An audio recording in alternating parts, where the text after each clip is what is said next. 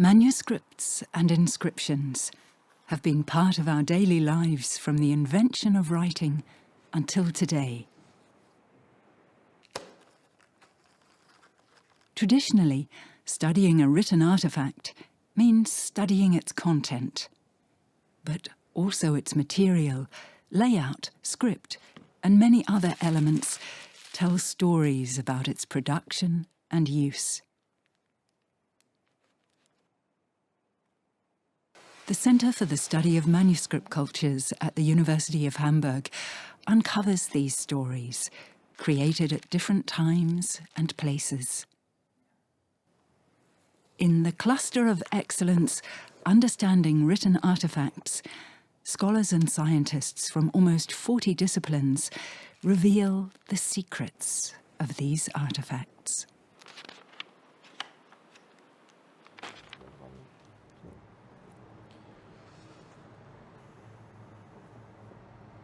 My name is Ivan Shevchuk, and I'm an imaging technician here at the University of Hamburg at the Center for the Study of Manuscript Cultures.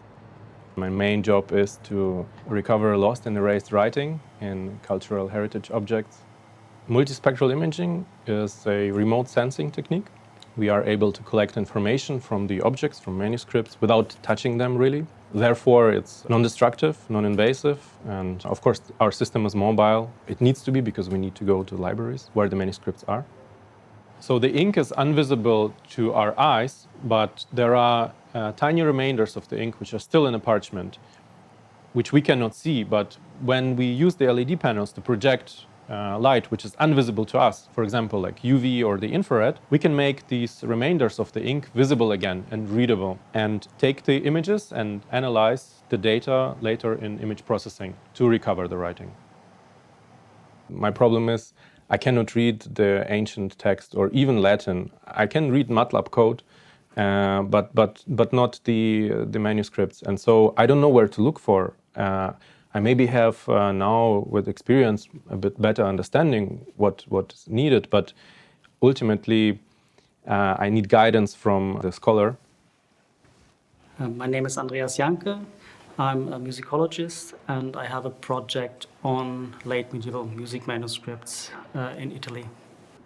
There are some more notes here, but actually we believe it's the same piece. But to understand this, we need to read the rest here.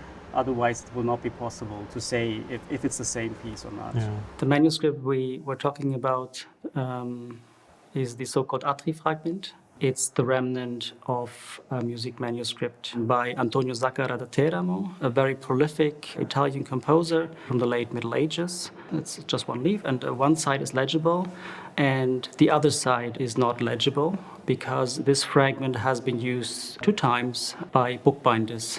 The fragment was discovered 45 years ago, more than 45 years ago, and what we can read is just the beginning of the piece, and it says Bello Sadio. So we know there is some writing, but we actually cannot read it. And so with the multispectral imaging camera and the processing, we are then able to recover this.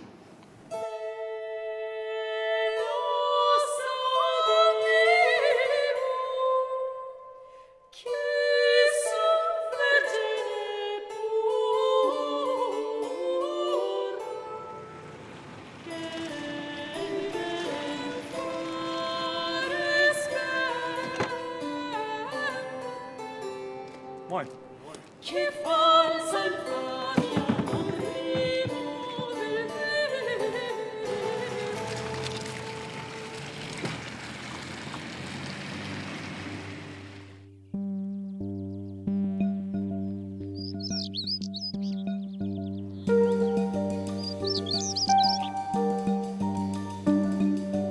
I'm a researcher at the French National Center for Scientific Research, and I'm what we call an assyriologist. It's not a very common discipline. We are very few in the world, let's say something like 450 people. The assyriologists are historians or philologists, and we read cuneiform clay tablets, objects like that. And these were written in the Ancient Near East. The script is called cuneiform, and this script was invented around 3400 BC and was in use in a very large area of the Near East, covering Iraq, Iran, Syria, Turkey, and other countries around, and was in use for more than 3,000 years. So the Assyriologists read the text, and then from the reading of the text, we reconstruct the history of the population and civilization which were living in this area. Here we have samples of tablets. Some are replicas of real tablets that are preserved in the museums, and some others I wrote myself. Some types of tablets were covered by clay envelope. This is the case for legal text. The envelope gave the validity of the legal validity of the tablet, of the contract, or any type of legal tablets. And the others are envelopes of letters, because these people were writing letters, sending letters away, and they would cover their letters with an envelope like we do today. The envelope protects the tablet itself, its integrity, but also it hides the text of the tablet, so nobody can read it except the recipient of the tablet, of the letter, who would break the envelope to read what is inside. This is an envelope of a contract, Old Babylonian. If they break the envelope, the contract is no more valid. So they need to know what is inside. So most of the text of the contract is copied on the envelope, and you don't need to open it. On the envelope of a letter, you have very few text on it, because you have only the name of the sender and the name of the recipient. And then you have several times unrolled, like that, so on the surface, the seal of the sender. And that's it. So this is extremely frustrating for the Assyriologists, who only have the names, the heading of the letter and nothing else. The whole text is hidden. So we had a retreat, and I met Christian Schröer. He found the idea really nice, and so we built a project together.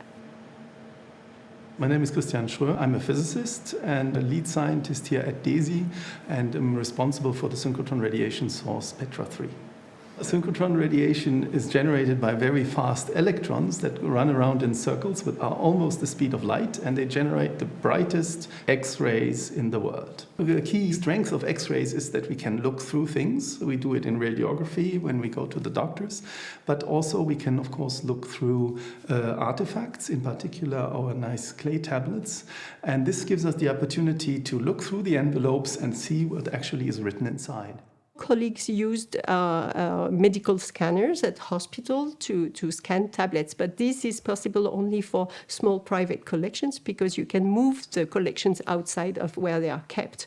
But tablets kept in a museum, you don't take them out. This is why we built an instrument that we can bring to the museum to actually do the studies on site. This is our early tomograph that we built some years ago. It is made for much smaller samples, and this is why we need to build a new one. But yes, the principle is exactly the same. So we have our X-ray source here.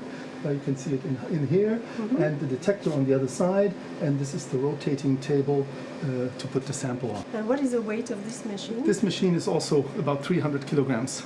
That's a lot. It's quite a bit. And the machine will come in several parts that you can fix together as a puzzle, so you can put them in different suitcases? Exactly. So you can basically carry it in smaller pieces and then assemble it, and it all snaps into place, so that also safety issues and everything is taken care of. So the difficulty is to get this shielding done, and the shielding is heavy in itself. So we don't use lead, but tungsten, but it's similarly a heavy material. And so the main idea is to build as little of this material as possible and make this instrument as compact as possible. And this is the reason why the instrument is actually rather short. It's less than a meter long, and the enclosure is as small as possible. So it's really challenging for the tomographic scanners and for the physicists to try to distinguish between the tablet and the envelope, because it's the same material. We have basically the same gray value, the same contrast from the envelope and the inner tablet, and we have to distinguish between them. So in principle, if there is a small air gap, we can see that by X-rays, and this is of course the contrast that we use. And now it's, of course, the challenge of the computer scientist to actually distinguish between the two and identify the outer surface of the envelope, the inner surface of the envelope, and the outer surface of the tablet. And sometimes it's not easy when they really touch. We cannot distinguish between them, but then we need to find ways of interpolating. And in some parts, in some tiny parts that we can also see here, we are actually guessing. Yeah.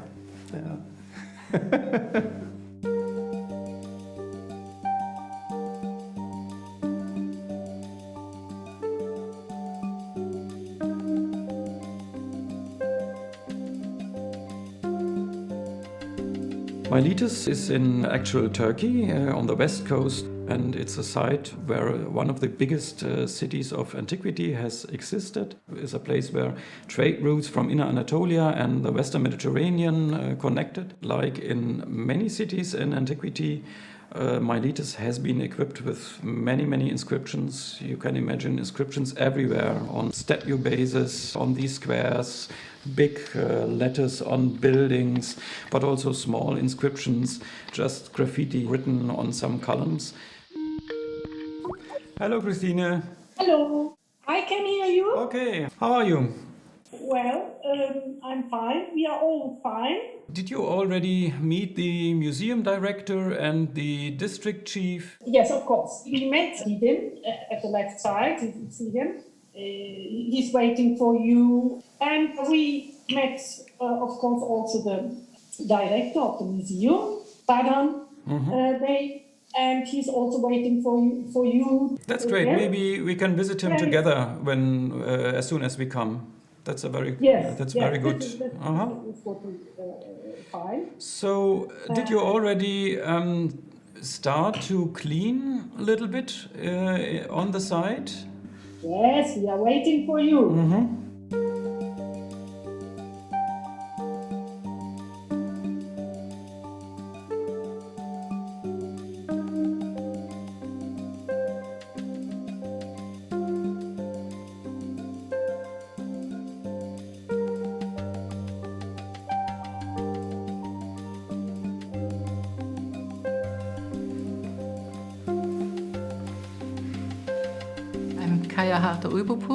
I'm a professor for ancient history and Greek epigraphy, so Greek inscriptions, at the University of Hamburg.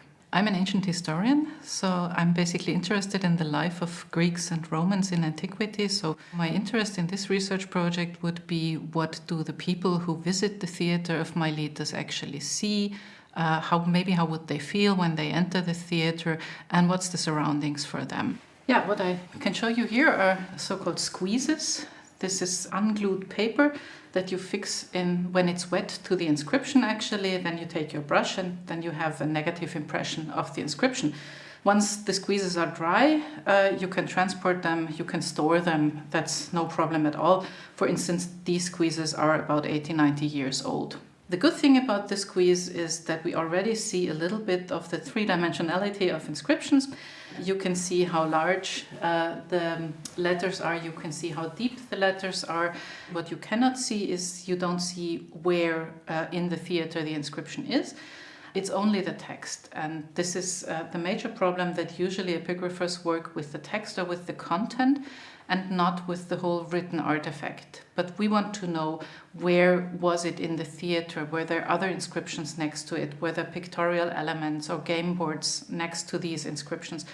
And so these are things that the squeezes cannot tell me. And therefore I either have to go to Miletus, or I can use the virtual reality that we have here. If you just see, we have completed the third part of the theatre here. And you're standing currently on the stage, which would be right behind us at this point. Then we might want to have a look at the panels here. At the panels. So Jenny, maybe you can zoom into the panel. We have the different colors to show the different kinds of inscriptions. So this is something you should pay attention to. And also the panels itself, is the size of the panels good enough? Can you read the content? Inscriptions in this case provide just the domain. So typically as professor or researchers in human-computer interaction, we work in some application fields. And in this case, the inscription is just another application field. However, in this case, it's very interesting for us because those inscriptions, we consider them in a three-dimensional context. So the interesting challenges arises, how can we display and analyze and develop tools which help the researchers from humanities to analyze those inscriptions in a spatial layout. Where you have a nice honorific inscription showing to the front. So this has just been cleaned this summer. And then you have the blue pin and the blue bar, which shows you that there is a topos inscription again, which basically says it's the place of a person called Claudius Aquila. We've started to wonder when we had your 3D reconstruction here, is why would somebody have his inscription there? Why have it somewhere hidden? There's not a lot of people walking by on this side. So who's the audience of this inscription? So only people on the stage could actually see and read the Basically, inscription. people on the stage So could like us see now. it. Yeah, like us now. We analyzed several requirements from the experts from archaeology and also epigraphics, in which they defined what kind of interfaces they prefer for the interaction, what kind of data should be visualized in the three-dimensional context, how the interaction should be implemented. And this is done in a very so-called human-centered design approach. That is, we iteratively analyze those requirements, implement them in prototypes, and then show it to the experts from humanities, and then perceive feedback and iterate and reiterate again until we have hopefully some tools which can be really used in a very natural and intuitive way. Just seeing the theater from different points of view, actually points of view which you couldn't enter as a real person. You can basically fly over the theater. And it's a lot of fun. And it's not only fun, but it's fun combined with research. At the CSMC, we are about 150 researchers and more than 50 PhD students from around the world. And also many research fellows, guests, and artists in residence. Together, we conduct a wide range of research projects, some of them over a very long time. The Ajami Lab studies Sub-Sahara language in Arabic scripts. Beta Mujahid creates a digital home for manuscripts from Ethiopia and Eritrea. This will take until 2040. We also do a lot of work in the fields cultural heritage and preservation. For example, here in Nepal. Our laboratories include mobile units ready to operate around the world. Also part of the CSMC is the Cluster of Excellence Understanding Written Artefacts. Another 55 projects on manuscripts and inscriptions. With researchers from almost 40 academic disciplines. Humanities, natural science, computer science, neuropsychology, and more. Curious now? We're looking forward to see you.